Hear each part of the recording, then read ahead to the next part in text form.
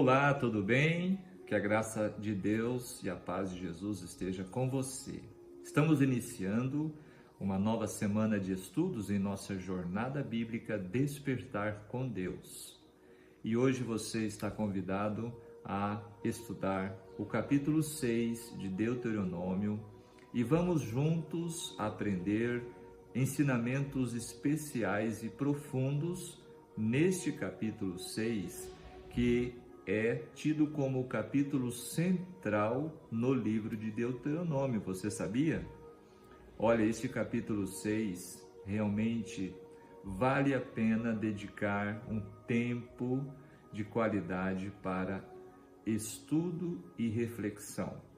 Neste capítulo, Moisés exorta o povo de Israel e exorta a mim e a você hoje sobre a essência de nossa vida espiritual, sobre a essência da vida como um todo. Ele traz o Shema. Você já ouviu falar no Shema?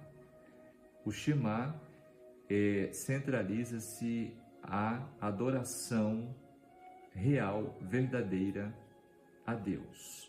Nele, Moisés traz o texto: Ouve, Israel, o Senhor, nosso Deus, é o único Senhor. Amarás, pois, o Senhor teu Deus de todo o teu coração, de toda a tua alma e de todas as tuas forças. Este capítulo também ele é extremamente importante para a vida em família, para os pais, como educar, como preparar seus filhos para o céu, para uma vida feliz. Portanto, nós vamos aprender lições especiais.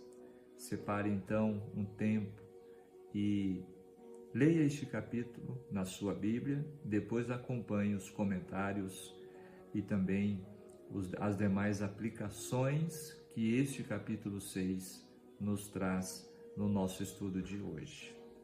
Um ótimo estudo para você, que Deus te abençoe grandemente e assim você acompanha o estudo que segue em áudio, em detalhes do capítulo 6.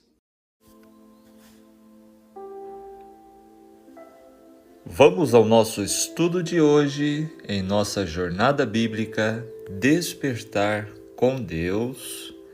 Vamos estudar, vamos aprender as lições, os ensinamentos do capítulo 6 de Deuteronômio. Este capítulo nos traz o tema O segredo para uma vida feliz. Por este tema já podemos perceber a importância deste capítulo para cada um de nós. Este capítulo nos apresenta um tema chave, uma essência dentro deste importante livro, o livro de Deuteronômio. Conforme já aprendemos, um dos livros que foi mais citado por nosso Senhor Jesus, quando aqui esteve nesta terra. Vamos começar a nossa reflexão, nosso estudo de hoje, com algumas perguntas importantes. Como está a sua vida? Você é realmente feliz e tem desfrutado de uma vida plena? Qual o real sentido da vida para você? Como vai a sua vida em família? Você pode dizer que sua vida agrada a Deus? Hoje vamos refletir juntos nos ensinamentos profundos do capítulo 6 de Deuteronômio, que é um capítulo central no livro, onde Moisés exorta o povo de Israel a amar e obedecer a Deus de todo o coração, alma e forças. Ele enfatiza a importância de transmitir esses ensinamentos de geração em geração, de forma contínua e consistente. O capítulo começa com a declaração do Shema, uma afirmação fundamental da fé judaica, que é: ouve, Israel, o Senhor, nosso Deus, é o único Senhor. Amarás, pois, o Senhor teu Deus de todo o teu coração, de toda a tua alma e de toda a tua força. Vamos encontrar nos versos 4 e 5 o Shema. Esta passagem ressalta a unicidade e a centralidade de Deus na vida do povo de Israel, bem como a importância do amor e da devoção a Ele. Essa introdução nos mostra realmente o quanto este capítulo é importante e profundo. Deus quer nossa devoção exclusiva. Por isso Moisés exorta mais uma vez o povo de Deus à obediência, enuncia o grande mandamento, apresenta os meios pelos quais as obrigações, os deveres do pacto, da aliança devem ser lembradas e adverte Israel contra vários perigos e ainda exorta aos pais como devem instruir os filhos. Tudo isto neste capítulo. Agora vamos aos comentários dos versículos. Versículo 2: temas ao Senhor. A palavra hebraica temer significa reverenciar, honrar, conforme já vimos em outros estudos. Verso 3: para que bem te suceda. O usufruto contínuo de Canaã da parte de Israel, bem como o usufruto do jardim do Éden por Adão, dependia da contínua fidelidade ao Senhor. Relembrando que a terra de Canaã era uma terra que a Bíblia diz que manava leite e mel. Ou seja, os israelitas poderiam ter conquistado tudo isto 40 anos antes. Números 13 e 14 explicam como o povo perdeu essa chance. Agora Moisés estava determinado a ajudar o povo a não incorrer no mesmo erro, aguçando seu apetite pela linda terra e então explicando as condições para nela entrar. Verso 4 a 9, nesta passagem, nos encontramos o grande tema de Deuteronômio. Ela estabelece um padrão que nos ajuda a relacionar a palavra de Deus com nossas vidas diárias. Devemos amar a Deus, pensar constantemente em seus mandamentos, ensinar seus mandamentos às nossas crianças, aos nossos filhos, e viver cada dia de acordo com as diretrizes de sua palavra. Deus enfatizou a importância dos pais ensinarem a Bíblia a seus filhos. A igreja e as escolas cristãs não podem ser uma evasão desta responsabilidade. O grande mandamento, aqui do versos 4 e 5, é essencialmente uma reafirmação do primeiro mandamento do Decálogo em forma positiva. Não há muitos deuses, mas um Senhor, que é soberano e sem igual. Assim, Israel teria de ter uma só lealdade. Esta é a verdade básica da qual tudo o mais depende. Ouve, Israel, o Senhor nosso Deus é único Senhor. Este versículo, frequentemente chamado de Shema, com base na palavra inicial que significa ouve, tornou-se a grande confissão de fé monoteísta de Israel. Monoteísta, para quem não saiba, significa adorar somente um Deus. Politeísmo significa adorar diversos deuses, né? São aqueles que adoram vários deuses, são politeístas. Nós que adoramos só a Deus somos monoteístas. E este grande mandamento, Shema, era recitado todas as manhãs e finais de dia, pela tardinha, pelos judeus. Literalmente, Jeová, nosso Deus, é um. Ou o Senhor, o nosso Deus, é um só Senhor. O monoteísmo, a crença em somente um Deus, era uma característica distintiva da religião hebraica. Muitas religiões antigas acreditavam em muitos deuses. Este era um importante entendimento para a nação judaica, porque eles estavam prestes a entrar em uma terra habitada por pessoas, por nações que acreditavam em muitos deuses. Esta grande proclamação, que se tornou mais tarde o centro da adoração diária judaica, enfatiza a unidade essencial do Senhor, o único Deus. A palavra hebraica para é também usada para se referir a homem e mulher no matrimônio, lá em Gênesis, quando Deus disse a Adão e Eva: agora vocês são uma só carne, ou seja, dois seres se tornando um. À luz do Novo Testamento, isso significa que a Santa Trindade do Pai, do Filho e do Espírito Santo é misteriosamente unida como uma divindade unificada.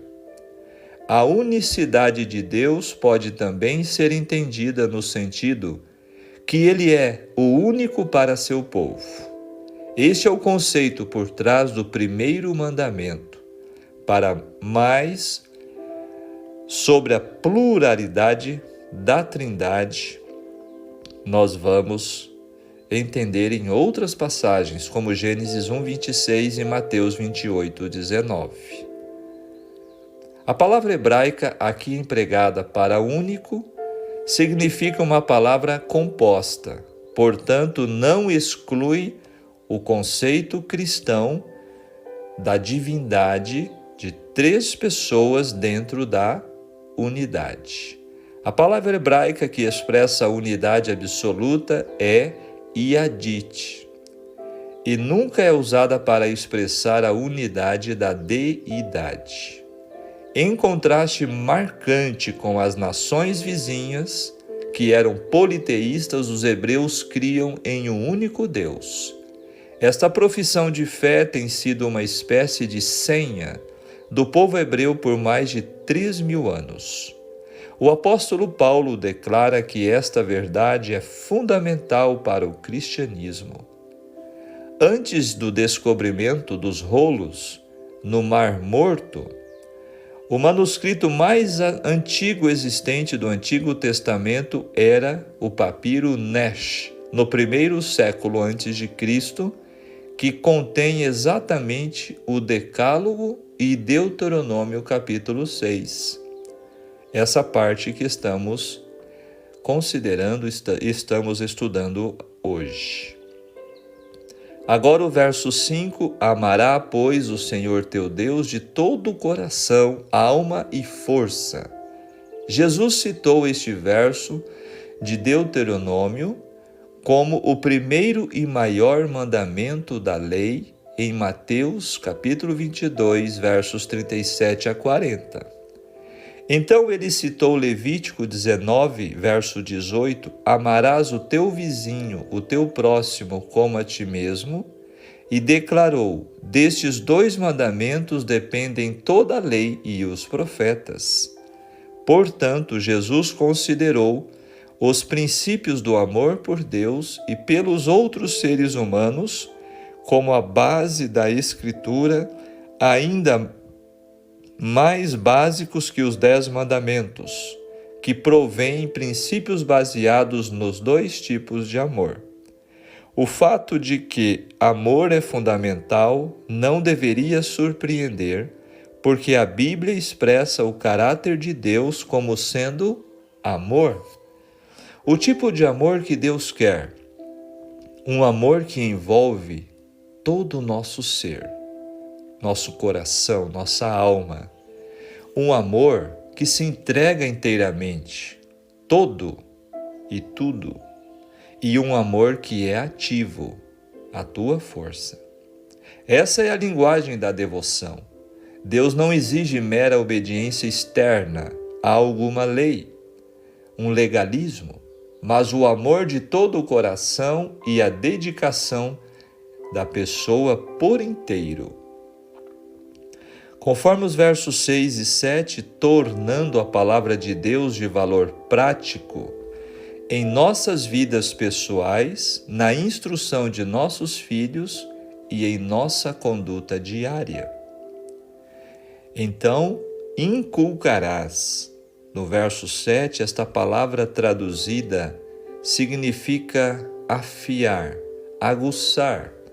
Portanto, denota um ensino claro e incisivo. Os pais têm grande responsabilidade em instruir seus filhos dia após dia.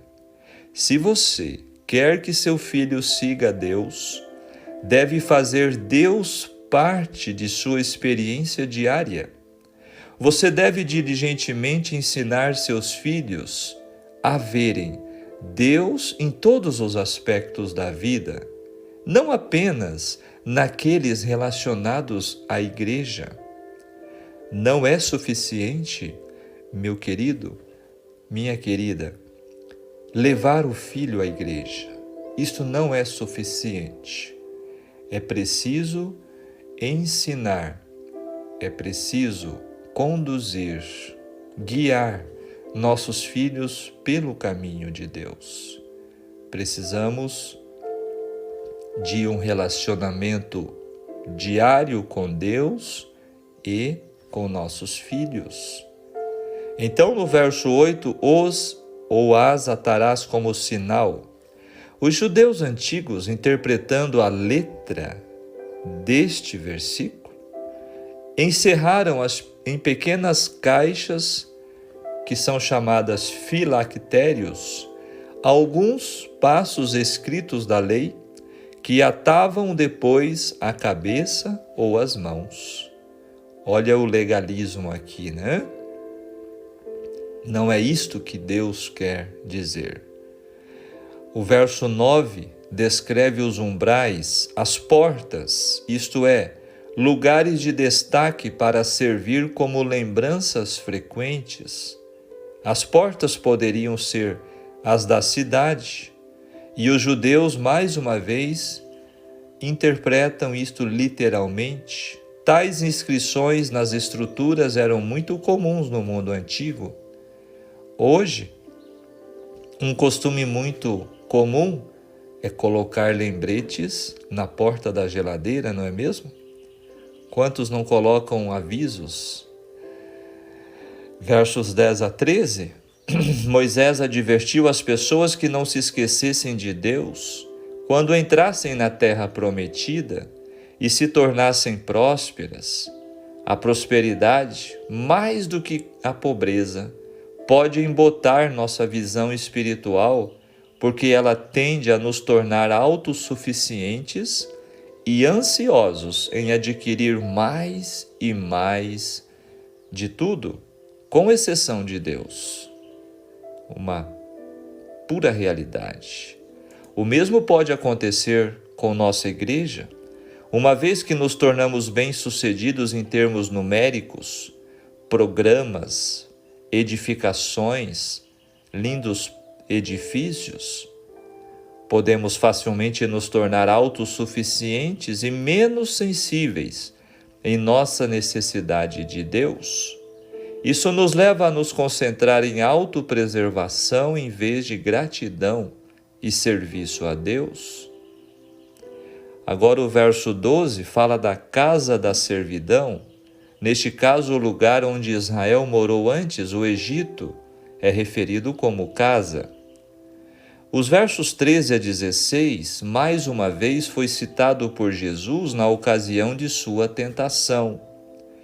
Agora chegamos aqui a uma passagem muito importante e especial, onde Jesus citou a resposta a Satanás.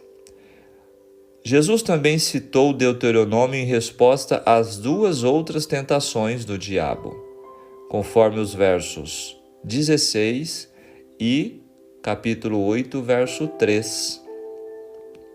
Pode conferir lá em Mateus capítulo 4, verso 10 e Lucas 4, verso 8, quando Jesus usou essa passagem aqui do capítulo 6 na tentação contra Satanás.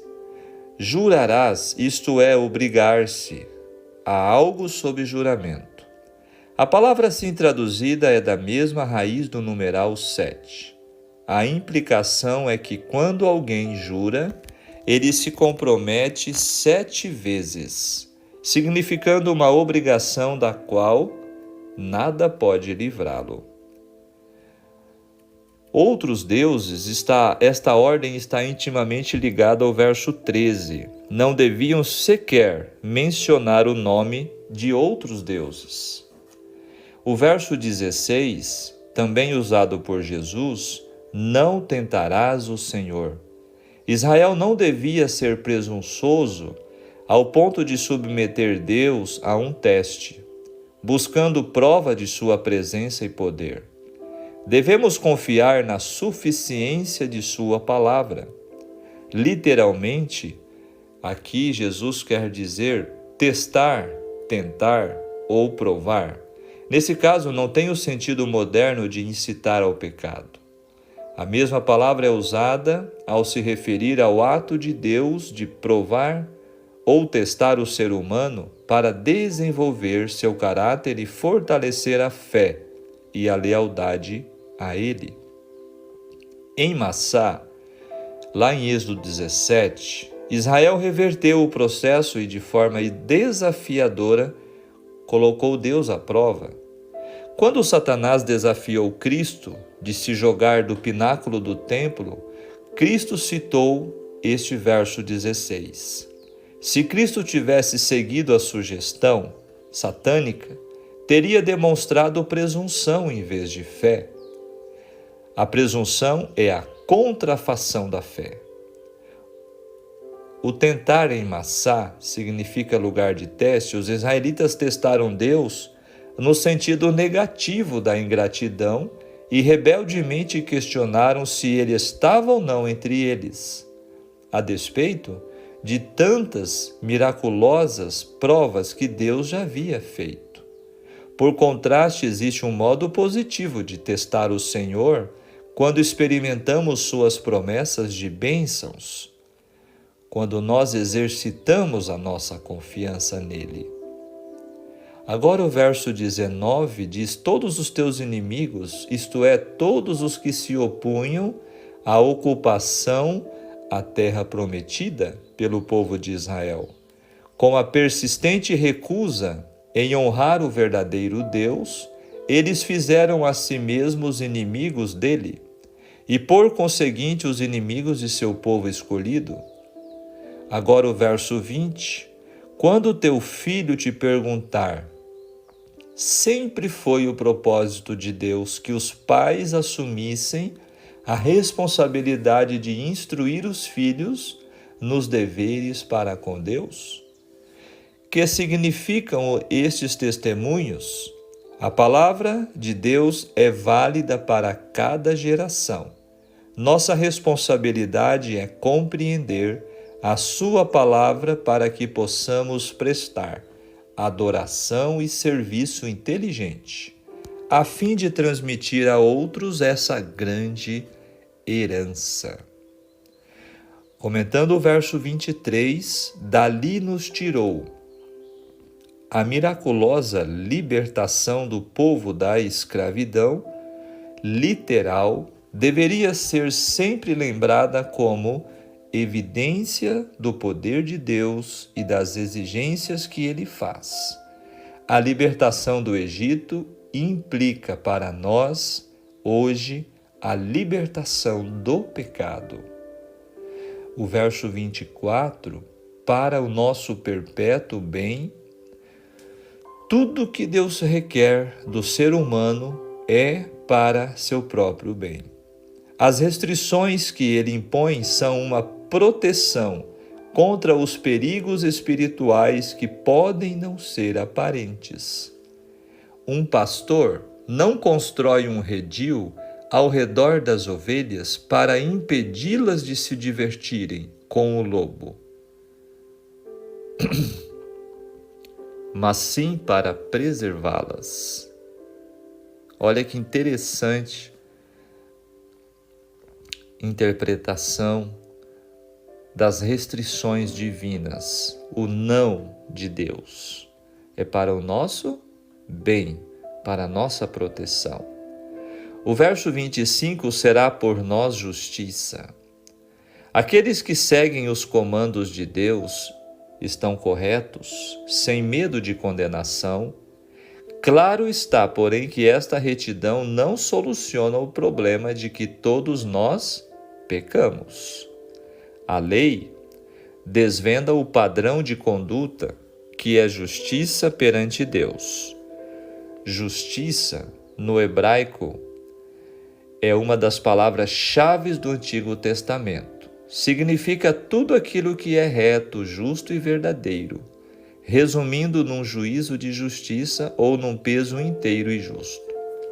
Literalmente, justiça será acreditada a nós. Isso sugere que a submissão à revelada vontade de Deus, com a força que ele provê em Cristo, é aceita como se a justiça fosse própria do ser humano. A justificação se dá somente pela fé, mas lembrando que a fé sem as obras é morta, é inoperante ou apenas abstrata, uma crença abstrata. Aqui finalizam os comentários. Está no volume 7, Comentário Bíblico Adventista, volume 1. Esses comentários. E alguns também na Bíblia Shed. Agora, o que o Espírito de Profecia nos traz no estudo de hoje? Uma séria advertência para nós. Olha só que texto. Anjos foram expulsos do céu porque não queriam trabalhar em harmonia com Deus. Caíram de sua elevada condição porque queriam ser exaltados. Chegaram a exaltar-se a si mesmos, esquecendo-se de que sua beleza pessoal e de caráter provinha do Senhor Jesus.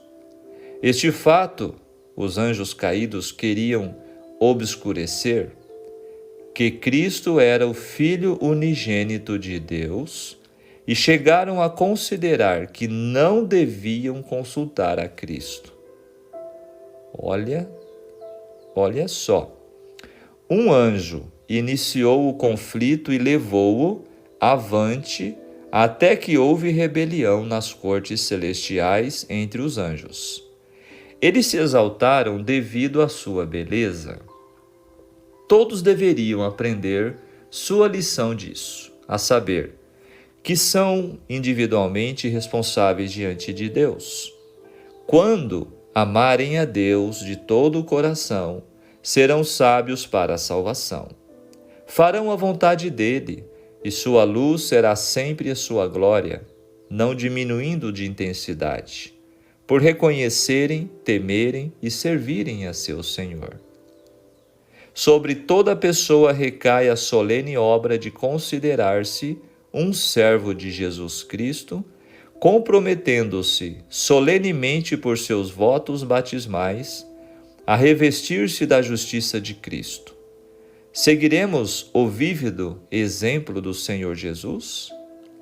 Foi-me dada a instrução de que todo crente precisa vigiar em oração, para que não fracasse na batalha da vida cristã. Toda pessoa deve diariamente buscar o Senhor com inteiro propósito de coração, de manhã, ao meio-dia e à noite, deixando que a mente se demore sobre a palavra de Deus, para compreender-lhe os requisitos. A questão todo importante é servir ao Senhor com inteiro propósito de coração, procurando tornar-se do Senhor de coração e mente. Todos os que vão ter com o Salvador em busca de conselho receberão o devido auxílio de que necessitam, se vierem com humildade e se apegarem com firmeza à promessa: pedi e dar-se-vos-á, buscai e achareis, batei e abrir-se-vos-á. Palavras de Jesus em Mateus 7:7. Elevai a norma, começando com a entrega completa e prosseguindo na simplicidade da obediência a todos os mandamentos do Senhor, de acordo com suas instruções especiais. Não deve ser negligenciada nenhuma das importantes coisas especificadas em sua palavra. Este texto maravilhoso está na meditação matinal de 1980, página 126. E ele se encaixa de forma precisa no estudo do capítulo 6. Agora vamos aplicar o estudo de hoje para as nossas vidas. A família é um bem dos mais preciosos, desprezados por muitos. A falta de sábia afetividade à família resulta numa falha imensa em nossa sociedade. Uma das mais ferozes destruições da sociedade está no pouco investimento na educação. A falta de informação promove a acomodação, iludindo pais a crerem que professores devem fazer o que eles não fizeram. A Bíblia mostra outra visão. Deuteronômio é um dos livros mais notáveis do Antigo Testamento. Nenhum outro livro da Bíblia exerceu maior influência sobre a religião no lar e na vida pessoal em todas as eras. Analisa J.A. Thompson.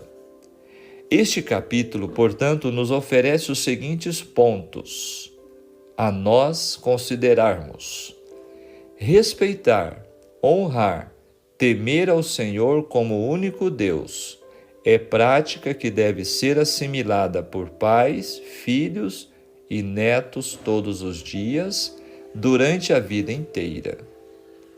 Conforme os versos 1 a 4. Amar a Deus de forma plena é o segredo da verdadeira religião antes de passá-la aos filhos, conforme o verso 5.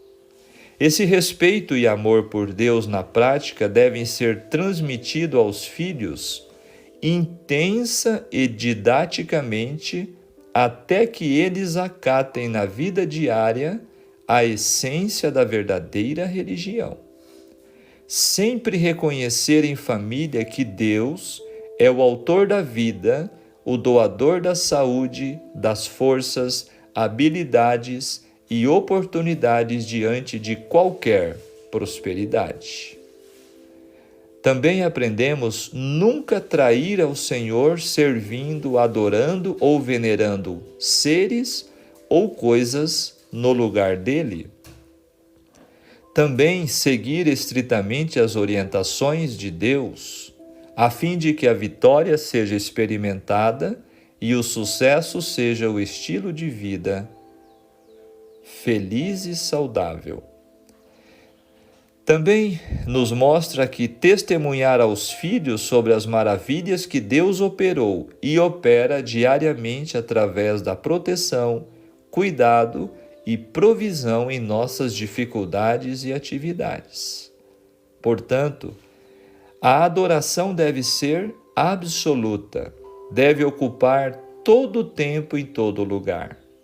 Não deve existir hora marcada para se falar de Deus e viver seus propósitos. Isso deve acontecer o tempo todo, em todo lugar e em toda e qualquer situação. Assim, os filhos não devem ser informados sobre Deus. Eles devem ver nos pais o reflexo do caráter divino. Legalismo estéril educará filhos frágeis na fé. Filhos precisam ser formados.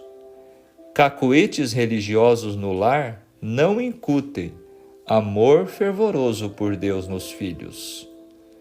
Lembrando, as palavras convencem, o exemplo arrasta. O exemplo não é a coisa principal da vida, é a única coisa, segundo Albert Schweitzer. Olha que profundo os ensinamentos de hoje, hein? Agora o momento final de nossa reflexão de hoje. Depois da emocionada declaração de amor feita por Deus no capítulo anterior, não é de admirar que Moisés tenha dito: ouça, ó Israel, o Senhor, o nosso Deus, é o único Senhor. Ame o Senhor, o seu Deus, de todo o seu coração, de toda a sua alma e de todas as suas forças. Porque, como diz o apóstolo do amor, o apóstolo João, lá na sua primeira carta, capítulo 4, verso 8, Deus é amor. Ele não está interessado em um conhecimento superficial. Ele anseia por um relacionamento íntimo. Deus deseja que os seres humanos saibam que pertencem a Ele, porque Ele lhes deu vida e morreu por eles, para que possam viver para sempre. Ao longo da história, Cristo é muitas vezes deixado do lado de fora da porta dos corações de seu povo. Mas Ele ainda os ama. Ele promete, inclusive, aos cristãos que vivem no último período, o período em que estamos, período de Laodiceia. Ele está batendo diariamente a porta do coração. Se alguém abrir a porta, ele vai entrar. Então, ele promete que, se deixarem entrar em suas vidas, irão se sentar e cear com ele em seu trono. Ninguém no universo tem amor maior. Cristo deseja morar conosco hoje e nos dar muito mais do que apenas bênçãos físicas ou materiais. Ele quer que você o convide a reinar dentro do seu coração, como uma antecipação do seu reinado com ele para sempre. Antes da obediência, amados, vem o amor, e somente pela fé que atua pelo amor, podemos experimentar a graça de um coração e de um lar, regido pelo Espírito Santo.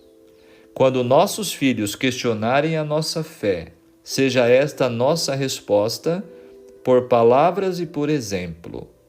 O Senhor nos ordenou, cumpríssemos todos estes estatutos e temêssemos o Senhor nosso Deus, para o nosso perpétuo bem, para nos guardar em vida, como tem feito até hoje. Conforme reza o verso 24. Vigiemos e oremos. O pensamento para o nosso dia é exatamente o verso 5, onde nos traz: ame o Senhor seu Deus de todo o seu coração, de toda a sua alma e com toda a sua força. Tudo para Deus. Amém? Que Deus seja louvado pelo estudo da sua palavra, pelo maravilhoso capítulo que hoje nos apresenta. Vamos orar? Maravilhoso Deus, querido e bom Pai Celestial, graças te damos pelo despertar deste novo dia. Obrigado, Senhor, pelo seu amor. Obrigado, Senhor, porque mesmo quando falhamos, quando nos afastamos de Ti, o seu amor não muda. Ele continua nos atraindo para perto de Ti.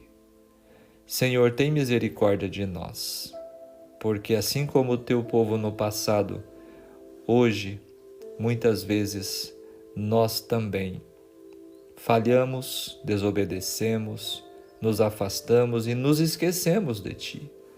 Ajude-nos para que este ensinamento tão especial que este capítulo nos traz e que foi enfatizado por Ti quando diante do tentador, quando aqui viveu como nosso modelo perfeito. Ajude-nos, Senhor, a viver de toda a palavra que sai de sua boca. Ajude-nos, Senhor, a entender que longe de Ti só vamos sofrer, só vamos encontrar decepções e tristeza. Queira, Senhor, nos ajudar em nossa missão, aqueles que são pais, em inculcar, em educar, em instruir nossos filhos na Tua palavra, nos Teus caminhos, e que possamos, Senhor, fugir do legalismo, que possamos realmente servi-lo de todo o nosso coração, de toda a nossa alma, com todas as nossas forças. Fica conosco. Abençoe cada pessoa que está ouvindo esta oração em nome de Jesus. Amém. Muito bem, ficamos por aqui. Que Deus te abençoe, que Deus te guarde. Tenha um ótimo dia. E se esse estudo tocou o seu coração, não fique para você. Compartilhe com alguém que você ama e então ajude mais pessoas a desenvolver este momento de comunhão com Deus diário. Um grande abraço. Tchau, tchau.